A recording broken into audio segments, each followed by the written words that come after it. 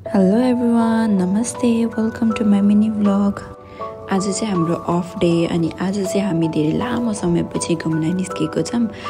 आज चाहिँ हामी टोकियो इकेबुकुरो सनसाइन सिटीभित्र भएको 60 फ्लोरको अब्जर्भेटरी तेन्बो पार्क जाँदैछौँ।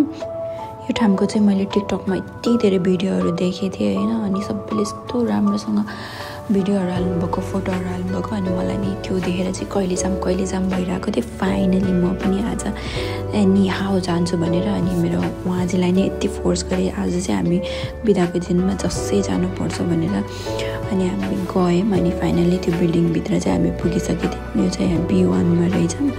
B1बाट चाहिँ लिफ्ट चढेर जानुपर्ने रहेछ। लिफ्टभित्र यो चाहिँ लिफ्ट पनि यति स्पिडमा 60 फ्लोरमा पुगिहाल्यो होइन। अनि त्यसपछि चाहिँ त्यहाँ पुगेपछि चाहिँ सुरुमा चाहिँ टिकट काट्न पर्ने रहेछ।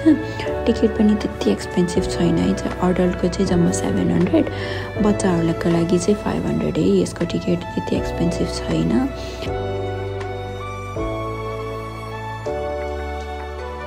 हामी चाहिँ टिकट लिएर त्यसलाई स्क्यान गरेर भित्र छिर्यौँ। अनि त्यसपछि भित्र छिर्ने बित्तिकै वाउ भयो। म त यस्तो राम्रो माथिबाट वेदर हेर्नु न, वेदर सिन यस्तो राम्रो देखेको। अनि हामी चाहिँ स्याटरडे सन्डे गएको भए त बिजी हुन्थ्यो, थर्सडे गएको थियौँ अनि त्यही भएर एकदम मान्छे पनि धेरै थिएन। अनि त्यही भएर मजाले फोटो भिडियो खिच्न पाएँ।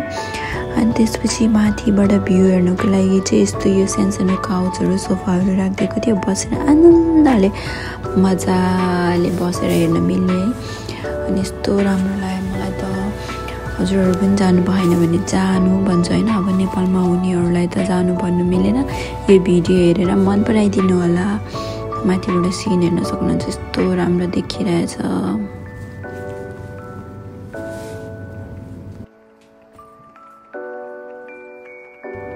अनि यहाँको चाहिँ मलाई बेस्ट पार्ट के लाग्यो भने यस्तो यो सिसोहरू के यति क्युट सिसोमा बसेर बाहिर भ्यू हेर्न पाइने यस्तो राम्रो है भ्यू पनि हेर्नु। अनि यहाँबाट चाहिँ स्काई टावर देखिँदो रहेछ, कस्तो राम्रो देखिरहेको, जुम गरेर खिचिदिनु भयो है। उहाँजी चाहिँ अलिक फोटो भिडियो खिच्न अलि लजाउनुहुन्छ कि बल्ल मैले एउटा खिचिदिएँ है। अनि त्यसपछि यो चाहिँ फेक है साथीहरू, रियल होइन। हामी पनि कस्तो कन्फ्युज भइरहेको थियो रियल हो कि भनेर। अनि त्यही फ्लोरमा चाहिँ यस्तो एउटा सानो क्याफे पनि रहेछ। हामीले अलिअलि खाना अर्डर गऱ्यौँ त्यहाँबाट, अनि खाना पनि आइपुग्यो हाम्रो। अनि त्यसपछि हामी चाहिँ खाना थाल्यौँ। खाना खाँदै भ्यू हेर्नुको मजा छुट्टै के, यस्तो राम्रो लागिरहेको थियो खाँदै तल हेर्दै। अनि त्यति नपुगेर फेरि अर्को पनि अर्डर गरेँ। अनि मलाई फेरि आइसक्रिम भनेपछि फेरि पढ्दै मनपर्छ कि, अनि आइसक्रिम खाँदै भ्यू हेर्दै फिल सो गुड सोच्दै कि म फेरि। अनि फेरि हामी आइसक्रिम खान थाल्यौँ। आइसक्रिम खाने बेलामा फेरि मेरो उहाँजीले मलाई डिस्टर्ब गरेर यस्तो कसले गर्छ होला है, हजुरहरूको हस्बेन्डहरूले नि यस्तै गर्नुहुन्छ। मेरो त लास्टै इरिटेट गर्नुहुन्छ मलाई।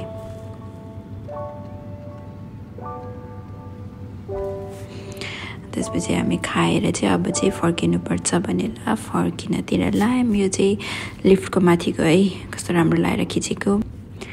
Thank you for watching, bye by.